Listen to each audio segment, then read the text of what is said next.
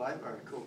Alright, hello everyone, my name is Jonathan Lee, and I'm here to talk to you about comic book culture, how it impacted my life, and my personal item that I brought. First of all, comic books are not just comic books, they're actually our mythology of our generation. The Greeks had their own mythology back then, like Hercules, and like Homer, and all that stuff. We have the same equivalent like Superman and Batman.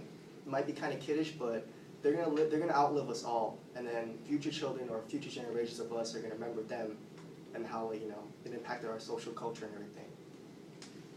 Right now, like my personal item is my wallet, but it's not just any wallet. It's actually a Marvel wallet, and if you look inside, you see all the little comic books that Marvel ever written, like there's Spider-Man, X-Men, the Doomsday Patrol, Iron Man. It was awesome. This really made an impact on my life because this is actually the first gift I got after I came back from my army training, and it was given to me by my girlfriend, and it kind of means a lot. That's why.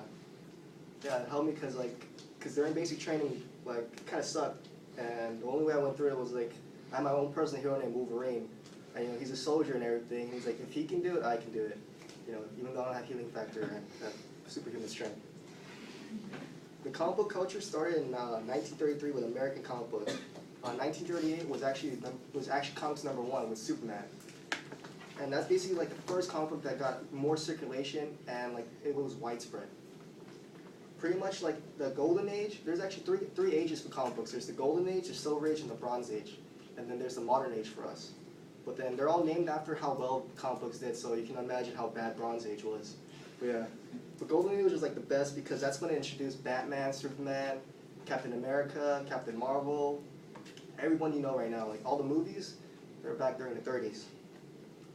Right now, but then the good things don't last forever though, because from 1938 to the late 1940s, there's actually some guy named Frederick Wertham. He didn't really like comic books. It's just like modern age right now, where like when kids love something, adults want to find something wrong about it and they want to demonize it. Well, this guy did the same thing, basically with a movie called Seduction of the Innocent in 1954. It basically demonized comic books and made it so like it's like rotting people's brains, just like how people say about TV, video games, like same thing. But then yeah, basically that brought up like the Association of Comic Book Code. Basically they were censoring everything, so like the Adam West Batman where he's like kapow and you see like the giant words come on the screen and stuff. That's because it was actually because of the comic book industry being censored.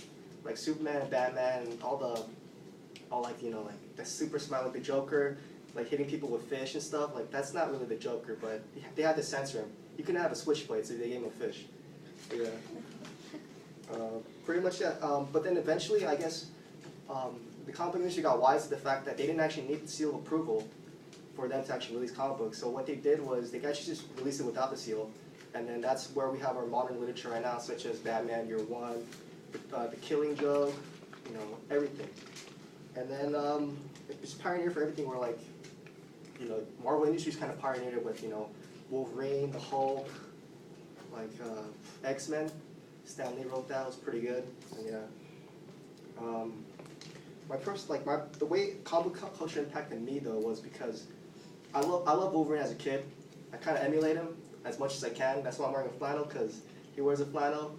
He's Canadian, but he's like an all-American guy for me. He was in the army. I'm in the army now.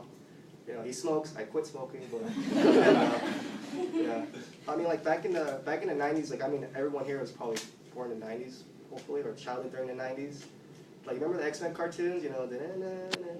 I love watching it. And then like I remember as a kid, I didn't have a father figure that much, so I watched the cartoon and I was like, okay, there's a guy shooting lasers out of his eyes, and then there's Wolverine. He just like when it comes out the intro, he's just like his claws come out, cutting the fence. He's decked out in this really cool costume. I was like, man, I want to be like him.